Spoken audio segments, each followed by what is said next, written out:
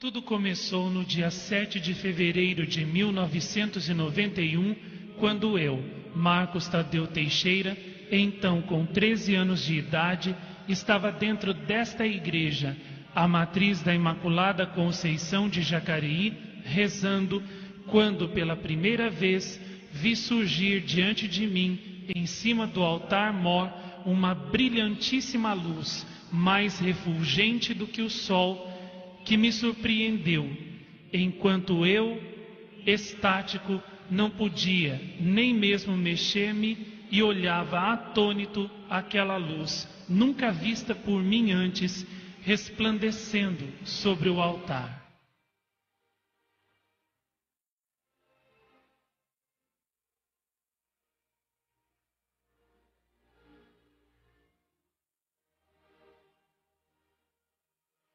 De dentro daquela luz brilhantíssima saiu uma voz, doce, meiga, uma voz de mulher, que me disse amorosamente: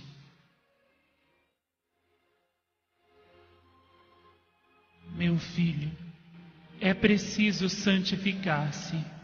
A santidade é um caminho difícil, mas o seu fim é real e glorioso.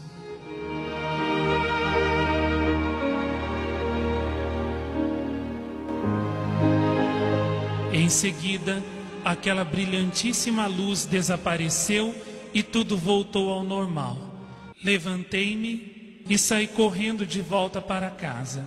Embora eu tivesse sido criado em uma família tradicionalmente católica, eu jamais podia imaginar que estas coisas pudessem acontecer a alguém, muito menos a mim.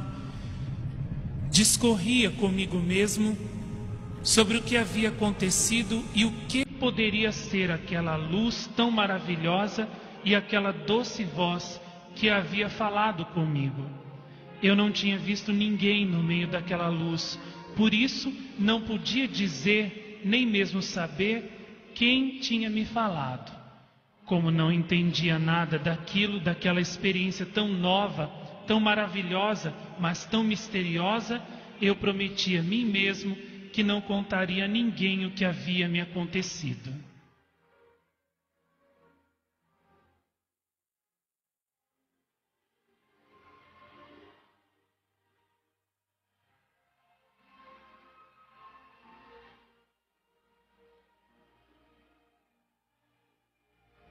Uma semana e meia depois, no dia 19 de fevereiro de 1991, quando eu estava terminando a reza do terço em minha casa, aquela misteriosa e maravilhosa luz surgiu de novo na minha frente, mas dentro dela, desta vez, adiantava-se, descendo ao meu encontro, a forma maravilhosa e belíssima de uma jovem senhora de mais ou menos 18 ou 19 anos, vestida com um vestido cinza azulado, um manto branco descendo da cabeça até os pés, com uma faixa branca na cintura. Trazia ao redor da cabeça um círculo de pequenas luzinhas azuis, pequenos pontos luminosos azuis que brilhavam intensamente. Em suas mãos havia um terço de contas mais brancas do que a neve e mais brilhantes do que as estrelas. Tudo nela era beleza, encanto e doçura. Eu não conseguia novamente mexer-me, não podia sequer fazer um gesto. Olhei então para aquela doce senhora com um pouco de medo, mas também com grande alegria. Ela então veio ao meu encontro e abraçou-me meigamente. Naquele momento, eu pude escutar até mesmo seu coração batendo. As lágrimas de alegria e de uma emoção tão forte e desconhecida por mim desciam dos meus olhos.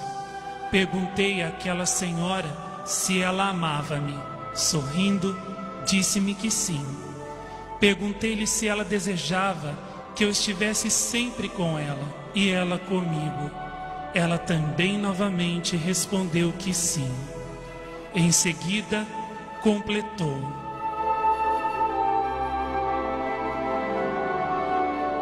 Sim, meu filho, desejo muito que estejas comigo para sempre, mas não quero que tu venhas sozinho.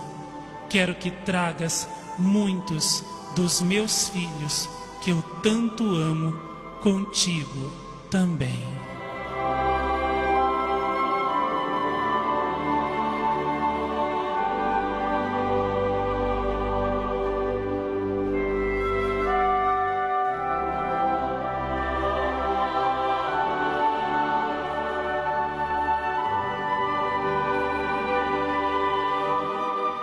Em seguida, a bela senhora deixou-me.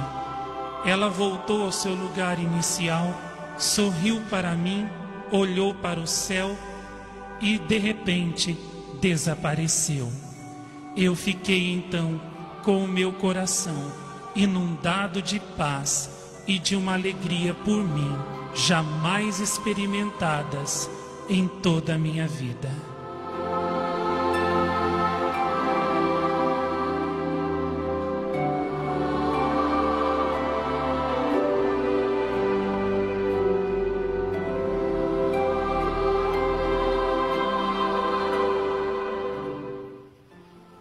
A terceira vez, que foi em julho daquele ano de 1991, julho ou agosto, não me lembro bem o mês, só sei que fazia muito frio, eu estava novamente rezando em casa e tinha diante de mim um frasco de água benta que eu já havia deixado ali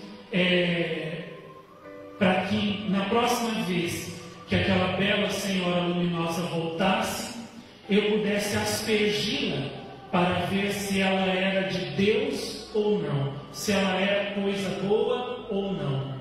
Porque no decurso daqueles meses, entre a segunda e a terceira aparição, eu havia contado para algumas pessoas amigas o que estava me acontecendo. Eu tinha muito medo de contar, mas ao mesmo tempo eu tinha uma alegria, um entusiasmo esfuziante que me fazia querer contar para as pessoas. Então eu vivia nesse conflito de forças. E um dia que eu não aguentei, aquilo era mais forte do que eu contei para algumas pessoas. Umas acharam que poderia ser uma coisa muito boa. Outras pensaram que poderia ser alguma coisa não muito boa. Então surgiu dentro de mim aquela angústia, aquela dúvida: será que isso que está me acontecendo é bom ou não? Por isso eu deixei aquela água benta lá para aspergir a jovem senhora. E num dia que fazia muito frio, eu estava terminando de rezar o texto, ela apareceu novamente e dessa vez eu tive tempo de pegar o frasco de água benta e aspergir a jovem senhora luminosa, que ficou com pingos de água, né, em todo o seu vestido. Quanto mais eu aspergia, dizendo, se vós vindes da parte de Deus, ficai, se não, ide embora. Quanto mais ela aspergia, mais ela sorria. Quando eu já tinha aspergido toda a água benta que eu tinha, olhei para ela então, sorrindo, me disse: meu filho, não tenha medo, eu não te farei mal, eu venho do céu, eu não sou do mal, eu sou do céu. E então ela me sorriu e desapareceu. Depois, mais ou menos em setembro daquele ano, ela voltou novamente, me aparecendo num pequeno jardim que tinha na minha casa, quando eu voltava da escola, por volta das 10h30 da noite. Ela me apareceu ali, brilhando mais do que o sol, sendo que um detalhe interessante dessa aparição é que tudo nela, naquele dia, era branco, inclusive as mãos e o rosto. Ela sorriu para mim, ficando ali me olhando em silêncio, sorrindo por alguns momentos. Depois desapareceu. E a quarta vez foi no Natal daquele ano. Ou melhor, a quinta vez foi no Natal daquele ano de 1991, bem na noite de Natal. Eu estava terminando de rezar o terço e ela surgiu novamente na minha frente, linda, maravilhosa, brilhando mais do que o sol. Olhando-me fixamente, ela falou comigo demoradamente aquele dia. Eu perguntei a ela qual era o seu nome, ela não respondeu. Depois, em seguida, ela me fez uma série de recomendações, pedindo que eu me consagrasse totalmente a Deus e à Mãe de Deus, vivendo uma vida de muita oração, muita penitência, de renúncia aos prazeres do mundo, bebidas, baladas, noitadas, que levasse uma vida pura, que vivesse como uma alma verdadeiramente consagrada a Deus. Naquela época eu tinha 14 anos, eu não sabia o que eram os prazeres do mundo, eu não tinha ainda experimentado esses prazeres, mas eu tinha ideia do que eles eram, e eu tinha consciência daquele sim que eu estava dando para aquela senhora. Eu tinha consciência desse sim. Eu tinha consciência de tudo aquilo que me era pedido e de tudo aquilo que eu estava ofertando, sacrificando naquele momento. Então eu respondi sim. E como sinal da minha consagração, eu decidi usar, a partir daquele dia, para sempre no meu pescoço, um crucifixo que identificasse, que servisse de distintivo, de sinal da minha consagração. Mas não era um sinal para os outros, era mais para mim mesmo. Toda vez que eu olhasse o crucifixo, eu me lembraria do sim que eu tinha dado e de como eu devia ser fiel a esse sim. E naquela noite a Senhora falou demoradamente comigo, me fazendo uma série de recomendações do que eu devia evitar, do que eu devia renunciar, do que eu deveria fugir às ocasiões de pecado e de como eu deveria viver dali para frente. E depois ela desapareceu. No ano de 1992, foram mais locuções interiores e visões interiores do que propriamente aparições. Ela falava comigo tanto quando eu estava terminando o terço, como também em momentos em que eu não estava rezando. Momentos, por exemplo, quando eu estava estudando e no meio da aula ela vinha e conversava comigo, me surpreendia, digamos assim, com a sua visita. E as mensagens daquele ano de 1992 eram mensagens que falavam da oração, da penitência, da vida espiritual mesmo. Depois, em 1993, a Mãe de Deus voltou novamente em fevereiro, quando fazia já 2 anos que ela tinha começado a vir. E então, um dia em que eu estava rezando com alguns amigos, ela apareceu repentinamente diante de mim, no meio daquela oração. E então eu perguntei a ela 3 vezes qual era o seu nome. Ela estava com as mãos postas assim, junto do peito, e então sorriu e não me respondeu. Depois, ela, olhando para mim docemente, me incutiu uma coragem maior de perguntar pela 4ª vez qual era o seu nome. Ela então olhou para o céu, depois olhou novamente para mim e abrindo os braços dessa forma, como se quisesse me abraçar, ou como se estivesse abrindo as profundezas do seu coração para mim, ela então me disse: eu sou a Mãe de Jesus e a vossa mãe. Eu sou a Senhora da Paz.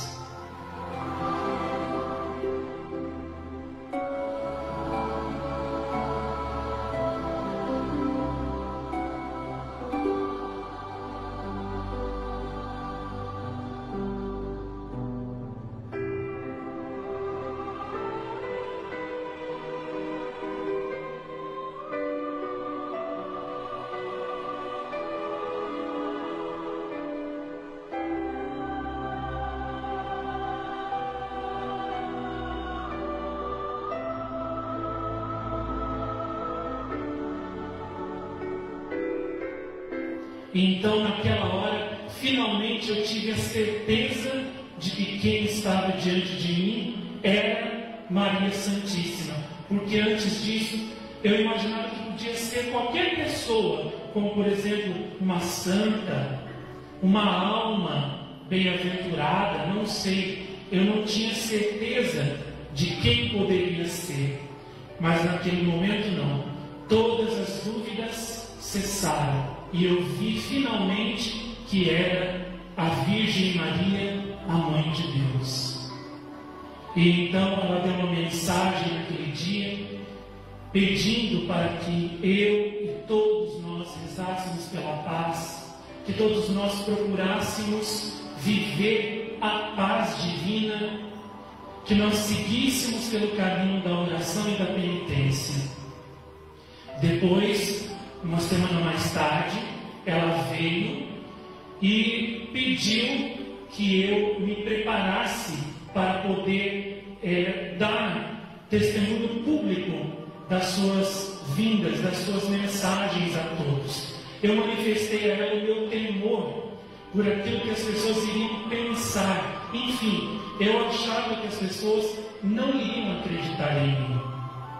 E por isso eu tinha medo de dizer, de contar para mais gente abertamente o que estava me acontecendo. Ela então prometeu me dar um sinal na roseira do jardim da minha casa, para que eu finalmente me munisse de coragem e falasse sem medo, com destemor, as suas mensagens. E no dia e na hora marcados por ela, a roseira da minha casa floriu, logo depois de um temporal que havia desfeito, despetalado todas as rosas que tinham lá. De uma noite para o dia, a roseira floriu admiravelmente e inexplicavelmente. Quando eu vi aquilo, aquele sinal, todos os meus temores desapareceram para sempre. E então eu me entreguei, eu me abandonei completamente à vontade daquela jovem e luminosa senhora que me aparecia e me falava. Foi assim que começou essa maravilhosa jornada das aparições de Jacareí. Ela então começou a aparecer todos os dias para mim, às 6:30 da tarde, que era o único horário livre que eu tinha, que eu chegava de um curso que eu fazia o dia inteiro em São José dos Campos, e eu só tinha meia hora entre 6:30 e 7 horas da noite para ir para outra escola à noite. Eu estudava o dia inteiro naquela época. E o único horário livre que eu tinha era de 6:30 até 6:45, mais ou menos. E foi esse horário que ela fixou para me aparecer, para que daí ela pudesse comunicar a sua mensagem e eu pudesse transmitir a sua mensagem a todo mundo. E então ela aparecia, rezava comigo, falava comigo, me dava a sua mensagem, eu escrevia e depois, quando eu voltava à noite da escola, eu lia e meditava aquilo e dormia com aquele caderno por cima de mim, com um terço, refletindo naquilo que ela havia me dito. A minha vida naquela época tornou-se uma verdadeira primavera, uma primavera espiritual. Tudo para mim era novo, tudo para mim era brilhante e radiante. Então, quando eu contei, primeiro para as pessoas mais próximas, depois a notícia foi se espalhando, e então começaram a chegar pessoas para entrarem num grupo de oração que Maria Santíssima já tinha me mandado começar, e esse grupo foi crescendo. E inicialmente era esse grupo que Nossa Senhora dirigia mais as mensagens, para formar as pessoas na vida espiritual, para torná-las fortes na fé e transformá-las em exemplos, em sinais da sua presença e da sua graça para toda a humanidade. E com o aumento do número de pessoas, de um grupo de oração passou a ser os grandes cenáculos, que atraíam multidões de toda parte do Brasil e até de fora dele. Inicialmente, esses grupos de oração se reuniam em qualquer lugar, nas casas, nos terrenos vazios, né, que nos eram cedidos para fazermos esses encontros de oração, esses cenáculos, até que a Mãe de Deus escolheu um monte perto da minha casa, porque ela de certo já previa que a igreja não iria aceitar as suas mensagens com todo aquele povo que seguia atrás dela em oração e fazendo penitência. E então ela me convidou a subir nesse monte atrás da minha casa, e lá ela começou a aparecer e começou a dar as suas mensagens, e assim também começou a dar com mais abundância, com uma maior profusão os sinais para confirmar as suas aparições. Assim começava a obra de salvação e de conversão da Mãe de Deus nas aparições de Jacareí.